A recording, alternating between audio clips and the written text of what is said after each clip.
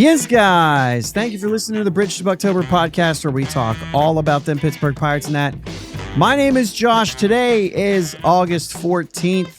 The Pirates avoided a sweep in Miami, but that's not exactly what they needed here, was it? Let's talk about it. It's Friday, guys. Friday is Hawaiian Shirt Day. So, if you want to, go ahead and wear a Hawaiian shirt and jeans. Good morning to everybody listening to this in the morning. Yeah, it is a good morning there, little man. Good afternoon and good evening to everybody else whenever you're listening to it. Jake's here too. What's up, Jake?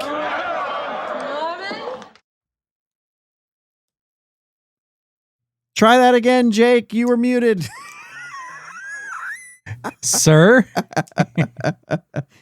How are we doing today? Oh my gosh. Friday. We're doing okay. So obviously we record this on Thursday night, but it's Friday morning for all you guys. So we're in Friday mood a little bit in this recording. Sure. You know what I'm saying?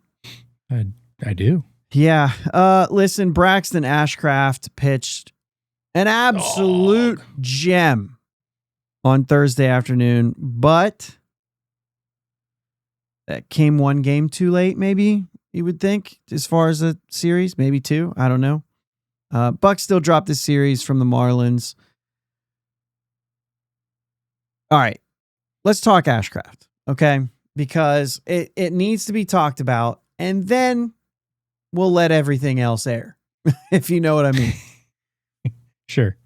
But first things first, we still have to make sure we give kudos to those who do what they do. A complete game, almost a shutout, 3 hits, 1 solo homer, the first hitter of the 9th inning, 1 walk, 10 strikeouts. Jake, he went into the 9th inning before that solo homer facing the minimum 24 batters because everybody who got on base hit into a double play. It's a dog, man. 4 guys he struck out on just 3 pitches. Good morning, good afternoon, good night. 4 times. Yeah. After the game, he said that there was, in the last couple outings at least, he had a couple of things that he was doing mechanically that they picked up on and he was able to fix it. Now, he said, I saw. Now, that's how you say it, right? You watch the video with everybody, that's how you say it. But just for the fact of Murphy being around here and being under the radar, man, I hope he was part of that finding. You know what I mean? Yeah, like you would hope that he would have said Murph saw this or something, even if it was him. Like just throw the dude a bone, like something. No, I wouldn't. I would hope he's honest, but like if Murph saw it, if Bill Murphy saw him credit. it, I hope he can get that because we're all looking for that. I'm looking for that. Yeah. I haven't heard anything. That's literally what I've been saying about a pitching coach and a hitting coach is like someone's scuffling. That's when it's your time to shine. Yeah. Like they got here. They know what they're doing. Yeah. How do you get him out of a slump and how do you get him out of, a funk as a pitcher? Right. Well, Ashcraft got that ERA down to 3.88. Back down under 4. And, he's had a fantastic season. Yeah. And so you really you're trying to hold on to these little things, right? Hey, we're Pirates fans. We've done this before where you look at a season and you say, what can I take away from this? It's one of those things where you're just kind of saying I hope he finishes under 4 because he didn't have a season that represents a 4 being the beginning of that ERA. Right. I know it's a full season, right? And you say well, it counts, right? But there are still for a large pocket, this dude was as good as it gets. Mm-hmm. So that's why I say that. I do want him to, look back at this season and be like, nah, you did well. Yeah. And a 4.10 or, if it's something happens like that, it's like, nah, I don't feel good about that. Just start me with a 3 and I'm, you know what I mean? Then I'm like, literally could be a 3.95 and yeah, you're still fine. You're feeling better about it. Absolutely. Got to start with a 3. Even if it's a 401, you're like, that's not bad, but it starts with a 4. Yeah. And I don't want it to. You know what I mean?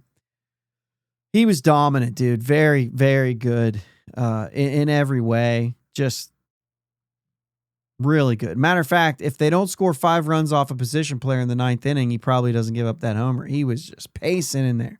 Like, guys, dude, you're already up 8-0. I know there's a position player out there, but we got to figure something out. This isn't AVG day out here. We're trying to win ball games. And not that you weren't going to win that game, but I don't know. A couple hits from Gonzalez and Esmerlin and Horwitz and Mangum. Mangum had 3 hits. Triolo had 3 hits, although one of them probably should have been a sac fly. and Marcy, I mean, he went a long way to get there. I'm not going to take that away from Marcy, but he hit it over. It was not a home run. He hit it over the fence. But I guess it evens out, right? He took one from Esmerlin the day before, so. Yeah. Yeah. I don't know, man. 2 home runs for Rafi Flores Jr., and he threw out a base runner, surprisingly. Do you have it on right now? I don't have it on this one. Yes, I do. So yes, I do. Congratulations, go. Rafi Flores. You threw somebody out. Well, I was mostly going for the 2-homer game. Oh. We didn't do it for Ashcraft, so I thought it was a little bit sarcastic. Anyway, yeah, listen, you're trying to avoid a sweep. And if this team was in it and that would have dropped them down, boy, that could have been such a powerful start. Unfortunately, they're trying to avoid a sweep against the Marlins. And I know some people might be out there saying, yeah, but well, the Marlins are pretty good. Listen, they're not as good as this team. Yeah, ultimately, you are a team. You bought at the deadline. Right. And the Marlins sold at the deadline. You shouldn't be facing a sweep situation. No.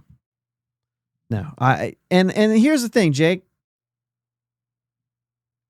A lot of people will subscribe to that. Well, they own the season series, 4-2.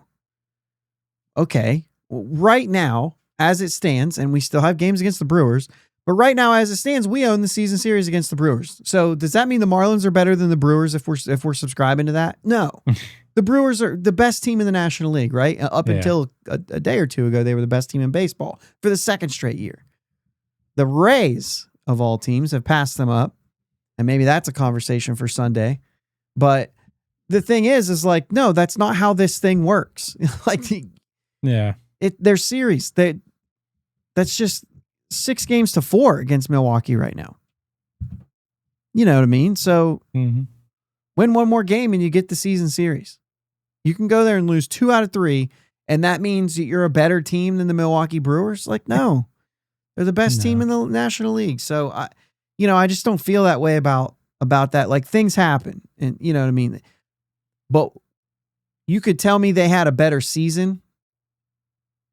But when you talk about who's the better team, that's a different thing. Like, the Dodgers are the best team. They're not having the best season.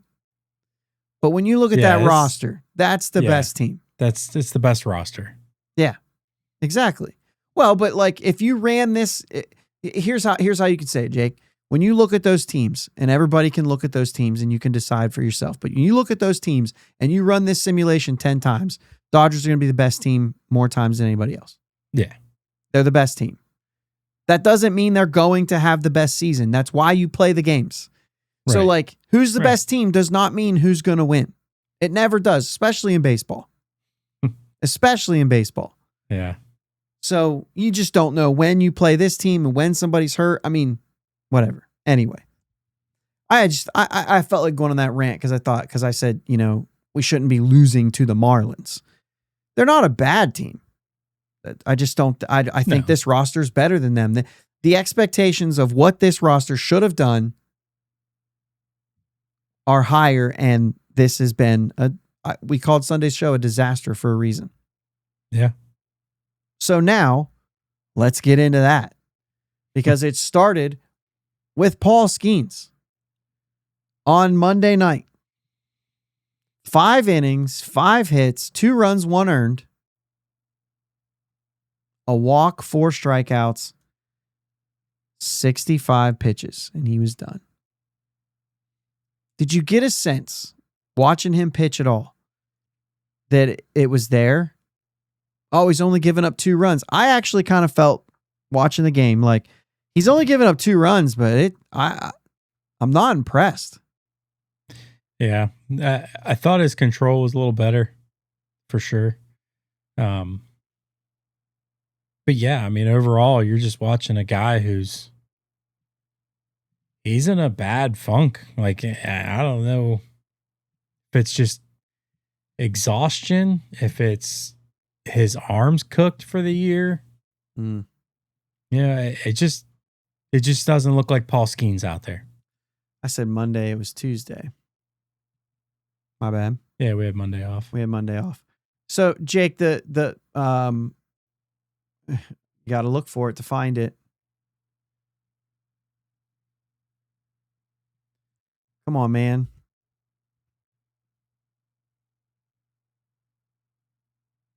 Paul Skenes' fastest fastball.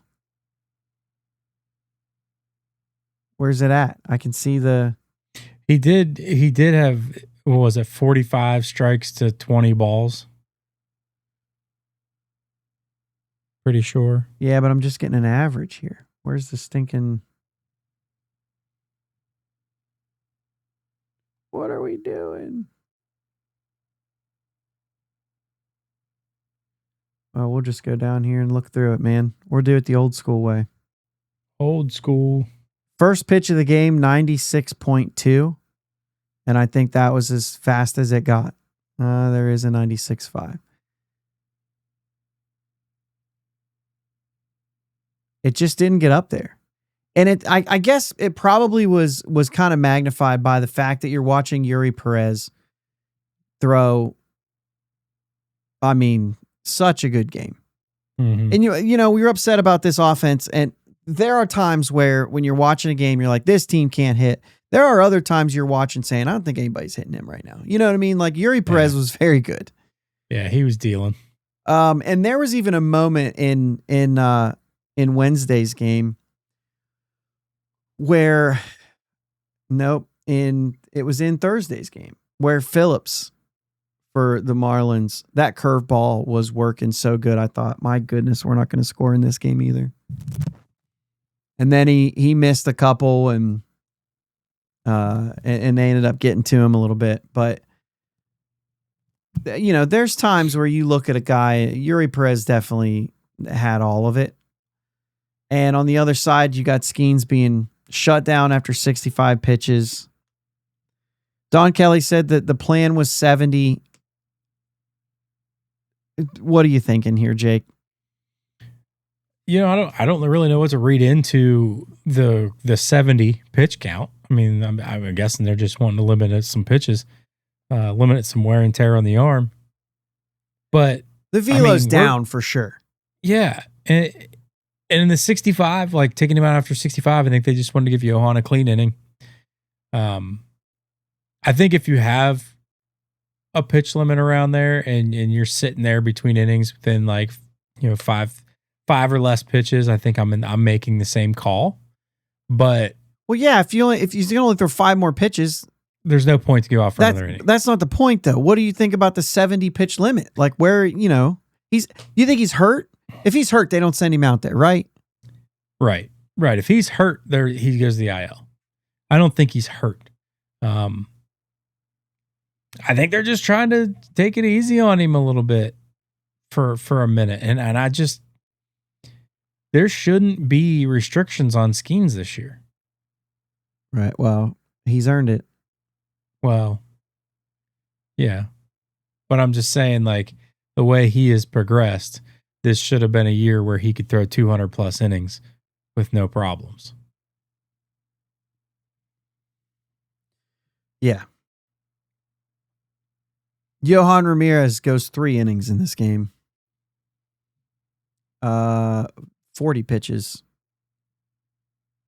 Doesn't give up a hit. He walks 1 guy, strikes out 5. He now has a 2.67 ERA. As bad as this bullpen has been, and I got to admit, I still don't trust the guy. But like, he's been the best out there, right? Maybe Mason Montgomery, but yeah, like he's the best right-handed option. Not option, not anymore. He has been all year. Yeah, He's put together a good year. I mean, certainly I'd rather go to Luke Weaver than anybody in that pen, but yeah. But yeah, I mean, he's put together a really good season. All right, so then we go to Carmen Mlodzinski. We got to talk about Carmen Mlodzinski. So exhausted about talking about Carmen Mlodzinski. Yeah, I mean, we're getting it's to the same thing every time we talk about, and it's not just you and me. It's everybody. I think everybody's kind of getting tired of him wanting to be a starter. Well, here's your opportunity, bud, and you're flushing it down the toilet. Right. You've had back-to-back opportunities to prove that you can be a starting pitcher. And I gave you a hard time on the last one. And rightfully so. I had somebody say, like, bro's been in the bullpen for a long time. He's, you got to give him a little bit of time. Okay, but we didn't get through 3. Mm-hmm. And it continues to look like this. He walked 3, gave up 5 hits, 4 runs. The thing about Carmen Mlodzinski is he is a great reliever. Mm-hmm. It just doesn't work this way. So listen, I get it. Keller's out. We got to have somebody. Give him an opener. It seems to go okay when he has an opener. If you have to get length out of him, give him an opener. And then let him give you length. But this ain't working, dude. I'm getting to the point where I'm like, okay, we've done piggyback starts. 3 innings from an opener instead of just an opener throwing an inning or whatever. Yeah, 3, 4, yeah. I'm getting to the point now where we built up our bullpen a little bit with the new guys coming in. Yohan Ramirez did fine when he got that 1 start. Yohan Ramirez is showing that he can throw 3 innings. Give him a start. And let Mlodzinski come in after him. Let him go 2 to 3 and then let Mlodzinski come in. Mm-hmm. I don't know. That's fine. I'm fine with that. But what I don't want to see is I don't want to see another. I don't think we will, but I don't want to see another Mason Montgomery start. No, I think he's kind of need him. Yeah, I need him late. It's just, but a Yohan, like, I'm down for getting him a start. Yeah, and dude, I don't know how many times we have to watch Evan Sisk go into a game with runners in scoring position. We are runners on and inherited runners at all. Like, it's bad. Why are we going there? Yeah. Why was that even an option? Here's the thing, Jake. I normally don't laser focus in on these things. I'm normally patient. We're at a point in the season where we don't have time for that. Right. That's it. You don't have time for it. You said you were going to the postseason, and we'll talk about that in a couple minutes, but you don't have time to mess around and see if Mlodzinski can figure it out. Right. Put somebody else in. If you don't get it done twice, put somebody else in there. Don't give him a chance again. You cannot be pulled out of a game that early. So, yeah. And then, I mean, the offense just does nothing in this game, too. And it got... Junk has a 4.41 ERA after that. After that game. We lowered it to that. And they get nothing going. Don Kelly says after the game, the team looked like they felt sorry for themselves. He said, we have to compete. It was not good enough. I felt like we felt sorry for ourselves and didn't compete with the fight that we have all season. And we have to be better. We have to find a way and have to dig deeper in the clubhouse. Players, staff, everybody find a way. Feels like a little bit of a, oh yeah, we've been here before. How do you respond to it? I think there's a little bit of that. I think there was a little bit of defeat that I was watching. It got to be too much in front of them to overcome, and they weren't up for it. That's what it felt like. Now, I'm not in the clubhouse, so. Right. And I think part of that recently, very recent, because like Don Kelly didn't say stuff like this 2 weeks ago, a week ago. You know what I mean? Right. But it's just the fact that you're getting Horwitz back. It's like, yes, we're getting another one of our bats back. But wait, I'm going to take O'Hearn from you again. Like, that, I think, was a deflating feeling. Mm-hmm. Feeling like you had somebody coming back and it was just going to bolster your lineup. And instead, it's just a 1-for-1 swap. And we didn't get really anywhere. Right. That I think could be part of the feeling sorry for themselves. Like, we can't stay healthy. Like, nothing against Ryan O'Hearn, obviously. I don't think anybody's holding it against him for getting hurt. Like, things happen. But it can be a deflating circumstance for the team, for sure. For the team, yeah. And Cruz is out longer than you expected. Connor Griffin, when he came in, drew some excitement, and there was some, optimism. And, when you watch Jared Triolo go out there and play every day, that takes a toll a little bit. I mean, at least it does on the fans. I imagine there's some of that in the clubhouse. I know that, in the clubhouse it's different because those are real people and you know them as real people and stuff like that. But still, there's got to be a sense of a little bit of that. Brandon Lau had some responses to that, and he said, we've put this pressure on ourselves, and this is how we're playing. We need to relax a little bit and get back to playing how we can play and do the things the way we were supposed to be doing them. Quit worrying about what could happen in 7 weeks. Just get out there, play clean baseball, do what we can do today, and get out there and have fun again.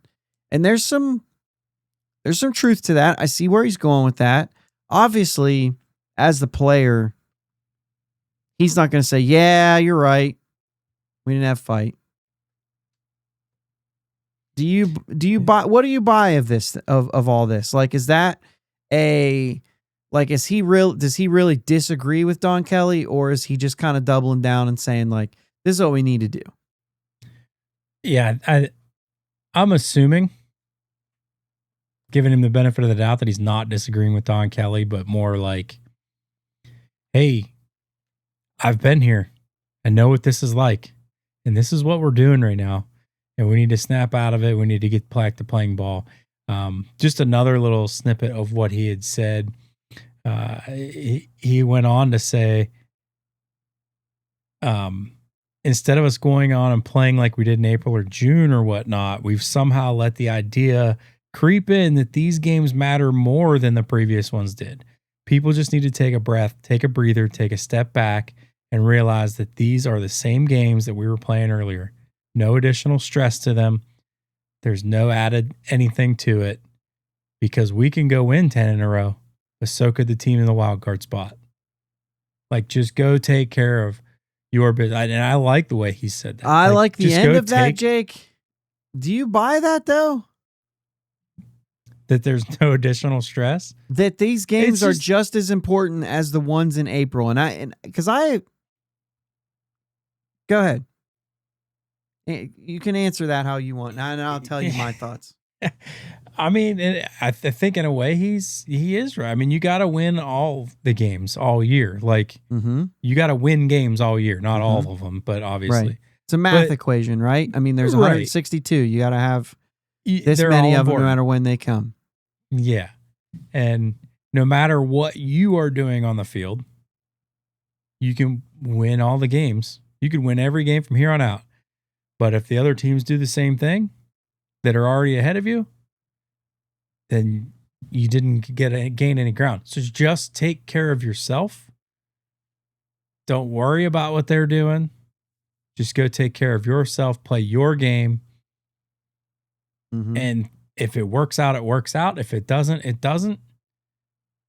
Because at the end of the day, you can only control what you can control.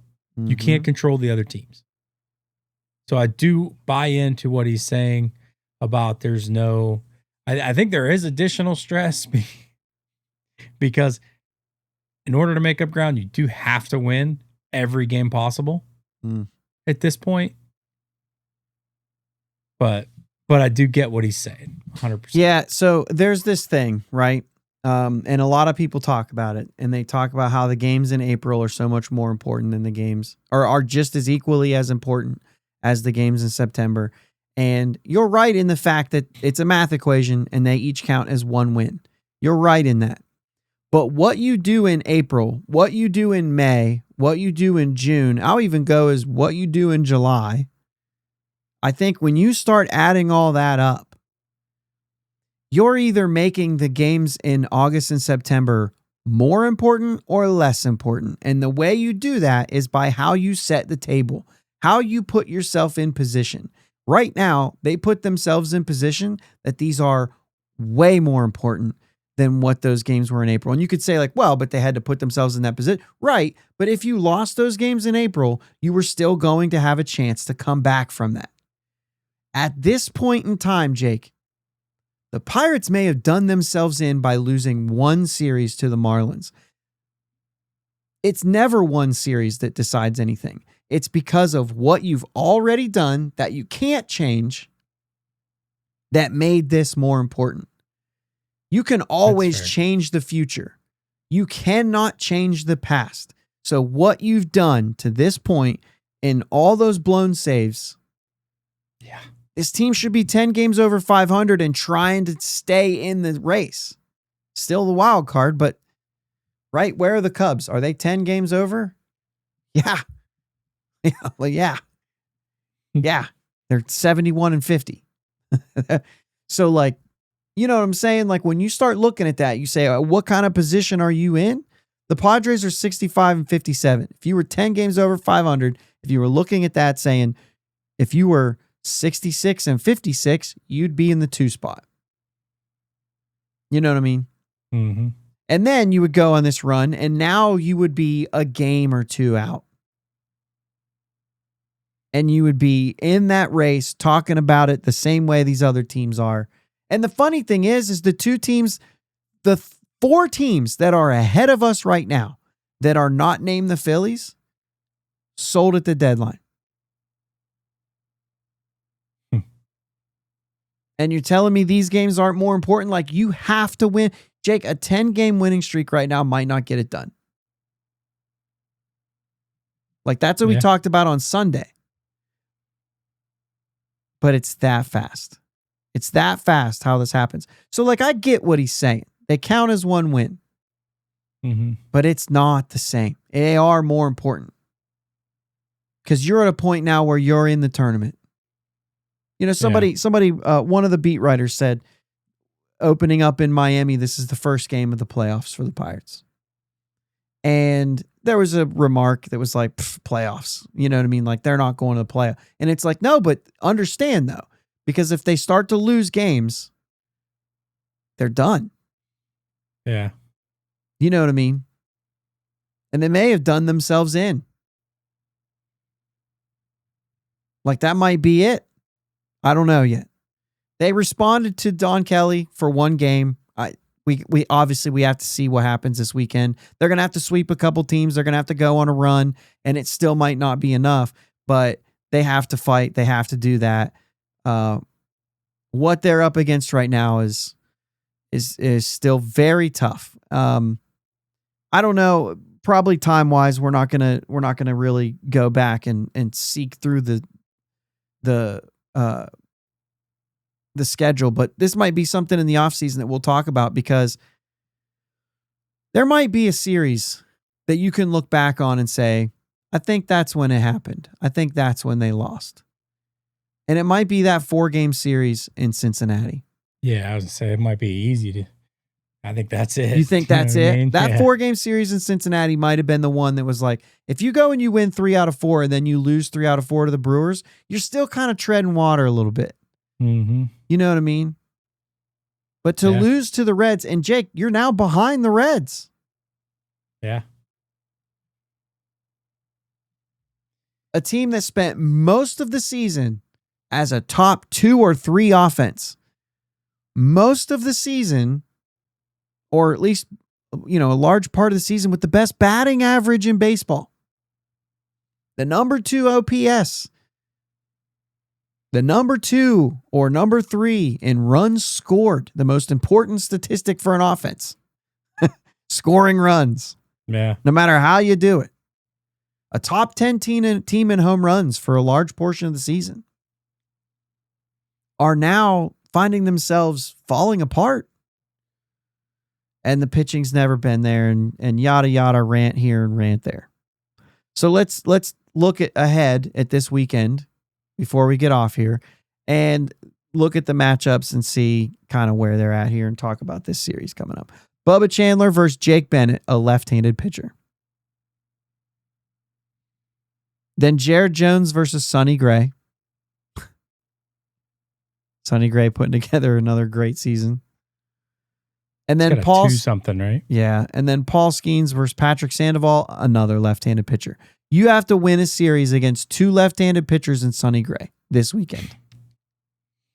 Now, if you're going to do that, I know what Ashcraft just did, but in March, when we started this season, and we told you there's going to be a series against Boston, and you're going to have Skenes, Jones, and Chandler going. How do you feel about that?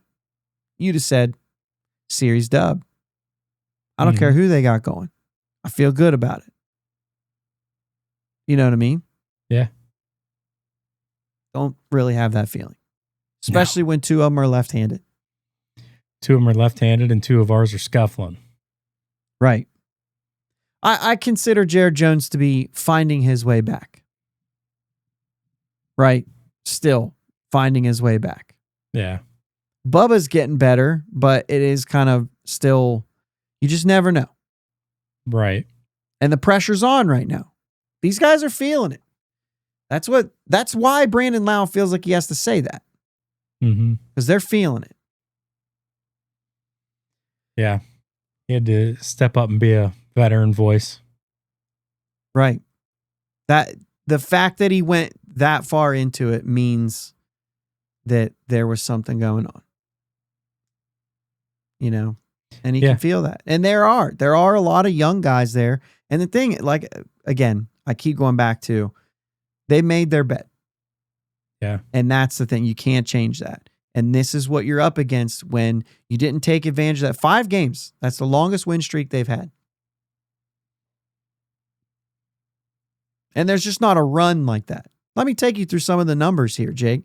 When we talk about what they need to do, we talked about this Sunday. Well, that math has changed a little bit. It's worth talking about again.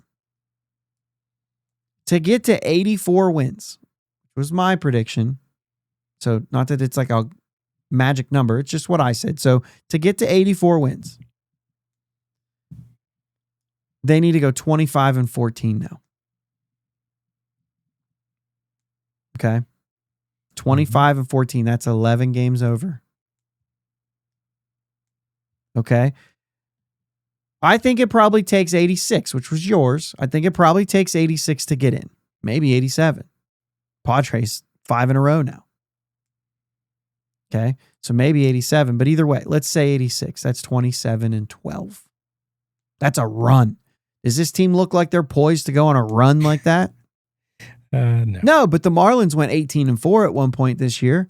So, right? They also went 4-18 at another point, I think. So, I mean, it's kind of one of those things, right? The Pirates haven't also lost more than 5 in a row. So, they have that too. Jake, that doesn't have, if you win 10 straight, that's kind of the thing we keep saying. If you win 10 straight, that doesn't even get it done. Going 500 and the rest of them. 10-game winning streak doesn't even get it done. They have to go 23-16 just to have a winning record. This is fine. Told you I was going to hit that at the beginning and I didn't. Yeah. 23-16 just to have a winning record. This is a collapse. This qualifies as a collapse. They're 9-17 since the All-Star break. That's just bad. They're 4-8 in August. And their schedule was set up. Not set up like on purpose, but when you start to look at their schedule and the teams that they have left, like they could play better ball and be a good team for at least the month of September. There's a good stretch of teams that they should be able to beat. And like we were, one of the comments to our show on Sunday, I think they've passed should be able to beat. That's where the level of confidence is right now. They can't get back in the race this weekend. They can't do it. This goes back to the Brandon Lau quote, right? They can't. But I think they can get out of it pretty easily. And it's not even getting swept. It's losing 2 or 3. Because those numbers I just called off, even 84 wins, 25-14. That's tough. You take 2 out of 3, and now you need to go 24-12.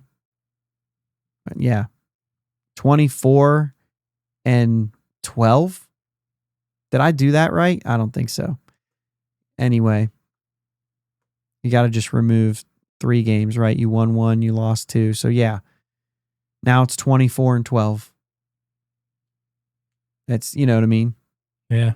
12 games over 500 just by losing 2 of 3 here. Do you remember 2007 Rockies? Yeah, let's talk about those numbers. Do you have them? 21 of their final 22 games. I don't have the record right here. But 21 of their final 22 games, including a 14-1 stretch to close out the regular season. You said 2007? Mm-hmm.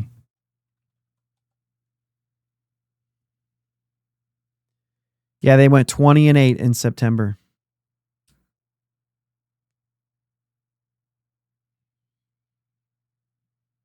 $21-8 if you count the 1 game they had in October on the regular season schedule. You want to know the difference, Jake? They were 15-9 in July and 15-14 in August. They were playing well. Yeah. Just not 21-8 well. Yeah. They had 1 month where they were under 500. It was bad, but they had 1 month. The Pirates were, March doesn't count. The Pirates had June and July under 500. And they're 3-8 so far this month. So they got a lot of work to do this month before getting to September and trying to go 21-8. Yeah.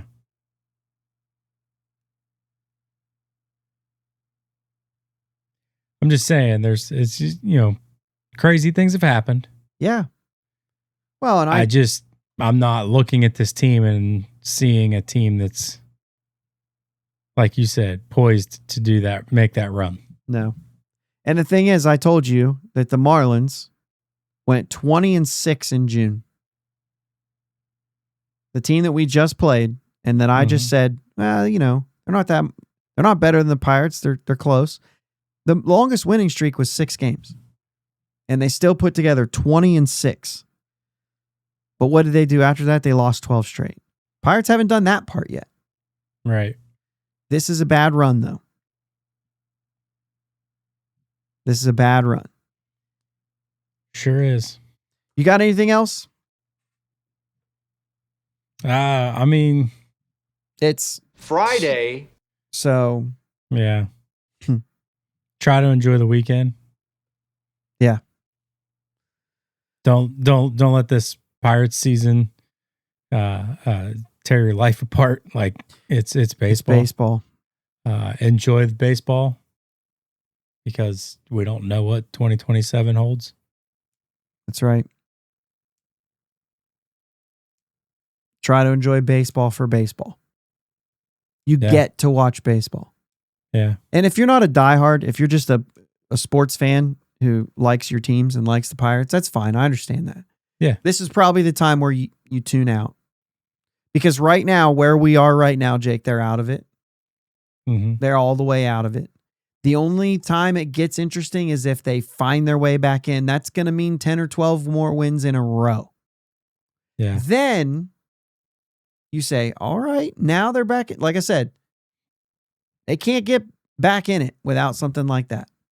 Yeah. And if they do something like that and they get back in it and they start being exciting again, even if they're not in the postseason, if they make a run like that at the end of the year, then you can enjoy baseball. For baseball. For good baseball. They haven't been playing that. No. So. This is fine.